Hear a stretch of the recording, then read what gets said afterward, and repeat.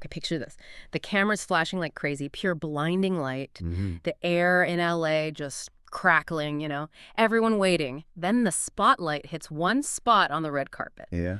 And bam, just like that. One smooth move. Selena Gomez and Benny Blanco step out. Their first official public appearance as husband and wife. And this is like less than a month after the wedding. Welcome to this deep dive. We're here to cut through all that noise, dig into the drama, and really get to the heart of the biggest stories in Hollywood, music, pop culture. We take the sources you send us, articles, clips, all that buzz, and boil it down. And today, we're diving into what feels like the ultimate Hollywood power play. Selena Gomez and Benny Blanco's first appearance after saying, "I do." Right. This wasn't just like a fancy date night. It felt deliberate, calculated almost. Like they were planting their flag as the new it couple. Mm-hmm. But you got to ask, right? Yeah. What's hiding behind that super polished exterior? Okay, let's break it down. The event itself. The 2025 Academy Museum Gala, Los Angeles. Saturday, October 18th. High profile. Incredibly high stakes. They weren't just attending. The headlines called it their stylish red carpet debut as Newlyweds. Big words. In that first appearance, it's always so strategic, isn't it? Yeah. Every little detail counts. Totally. They weren't just like showing up, they were performing. Yeah. Unity style, partnership, the whole package. Uh-huh. They needed to squash any doubts people still had about them as a couple. Yeah. And, well, fashion was definitely their weapon of choice here. Okay, let's get into that style strategy. Selena, wow. She was in custom Giorgio Armani Privé. Top tier. Absolutely. Yeah. A black velvet strapless gown covered in these amazing crystals, pure old school Hollywood glamour. Classic. Then the sleek updo, the sharp silver earrings, and that pop, a really bold red lip. It just screamed Hollywood royalty, Definitely. And she layered it with this black velvet evening jacket, peak lapels. Looked amazing, sure, but also felt formal, serious. And here's where it gets kind of genius, I think. Benny. He matched her vibe perfectly, but still looked like Benny. Yeah, how did he manage that? He wore a black velvet suit Uh-huh. and a dark silk shirt, maybe navy or deep blue. So he's right there with her dark, elegant look. He cleaned up really well, respecting the moment. Okay, so he played the part. Mostly. Uh-huh. But then you see it. That little bit of him that refuses to completely conform. Ah, yes. The tell. Exactly. He had his stack of gold chains on. Huh. Of course he did. You just know he wore the suit because, it's the gala, it's Selena. But those chains, that's pure Benny. It's non-negotiable. It's kind of the perfect symbol for them, isn't it? That high glamour meets this, creative, slightly rebellious vibe. Totally. It just works. And the pictures, the videos, they really did look effortlessly stylish, so in sync. Mm-hmm. Holding hands, these little affectionate glances, laughing together. Social media just melted. Oh, completely. It was that rare peek behind the curtain, into this relationship they've kept pretty private, all things considered. And the vibe they put out was just strong, confident, unified. It really seemed to win over a lot of the initial doubters. Yeah. But you know how it is with celebrity couples. That perfect image, was it enough?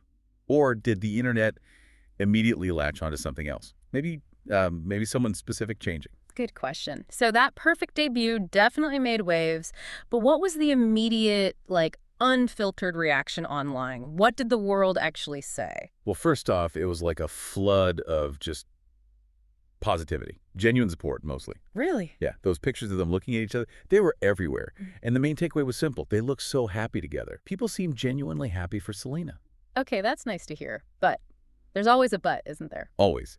Because the thing that really, truly went viral, the narrative that stuck, it shifted focus pretty much entirely onto Benny. Right. The headline might have started as the way they look at each other, but it quickly became about his transformation. Exactly. Everyone, and I mean everyone, was talking about Benny's glow up with Selena hits differently. Hits differently, okay. It became this whole story, since they got together linked back in June 2023, confirmed that December Benny's just leveled up. Mm-hmm. Gone from being this super successful, maybe slightly scruffy producer guy. Yeah, talented, but maybe not always red carpet ready. Right. To suddenly being this polished partner standing next to a global superstar.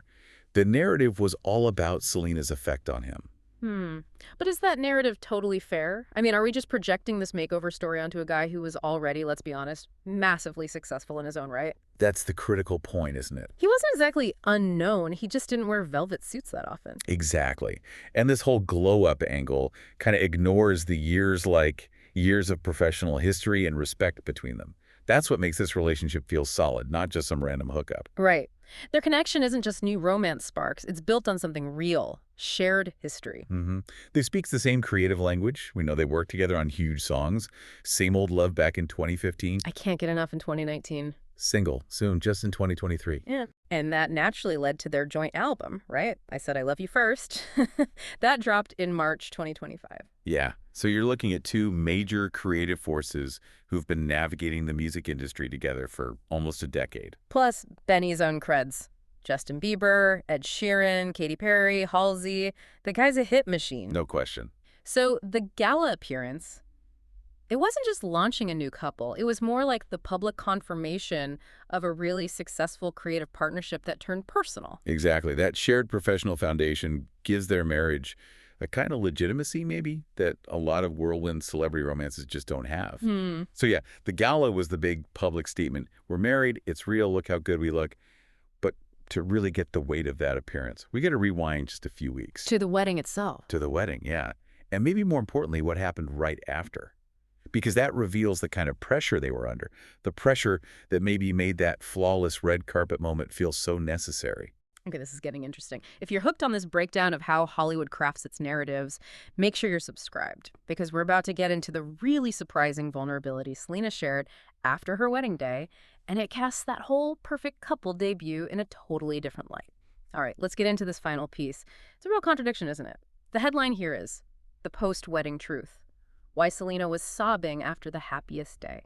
It sounds dramatic, but yeah, let's set the scene. Yeah. The wedding itself, September 27th, 2025, Santa Barbara, California, at a place called Seacrest Nursery. Nice venue? Sounds lovely, right? Big enough, around 170 guests, but still felt intimate, focused on close friends, family. And the guest list? Pretty impressive. Bridge different worlds. You had Ed Sheeran, Martin Short, and Steve Martin, which is amazing. Icons. And, of course, her maid of honor, Taylor Swift. That lineup alone tells you something about Selena's support system, right? Spans generations in Hollywood. Totally. And the details we heard were just lovely. Yeah. Selena wore a halter-neck Ralph Lauren gown. Gorgeous. Benny in a classic black tux. Classic choices. Yeah, and really sweet, sentimental touches. Like her maternal grandfather, David Cornett, walked her down the aisle. And apparently, they wrote their own vows. Said they were both sentimental and funny. That sounds very them. Right. Captures both sides. And, okay, you mentioned Taylor Swift. If she's giving a toast, you know those words are going to make headlines. Oh, absolutely. Yeah. And they did. Taylor apparently said she got to see her be the most elegant, gorgeous vision that I've ever seen. High praise. Wow. She also slipped in a little joke, apparently, about Selena beating me to the altar. Ha! Classic Taylor. And then she sealed the deal, basically calling Benny the most perfect person for Selena, kind of the ultimate best friend's stamp of approval. So, okay, let's recap.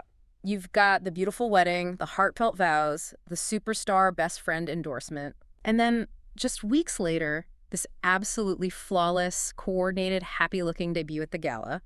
The picture is pure, like unshakable joy. Exactly. Total perfection projected to the world. Which is why what Selena revealed later, at that Fortune's Most Powerful Women conference, it hit so hard. Yeah. It just kind of shattered that perfect image and gave us the real context for the pressure she must feel. She admitted she was sobbing after the wedding. Sobbing, yeah. Which is jarring, right? That's supposed to be the happiest day. But these weren't tears of joy. She said she was crying out of fear. And the quote she gave, it just lays bare the anxiety that comes with that level of fame.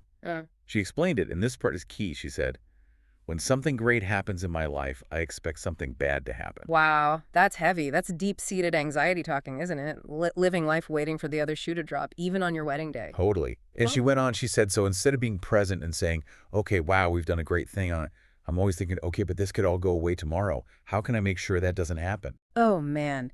That fear, that happiness is fragile, that it's temporary. It suddenly explains so much about needing that gala appearance to be absolute perfection. Doesn't it? The perfect dress, the perfectly matched partner, the synchronized smiles.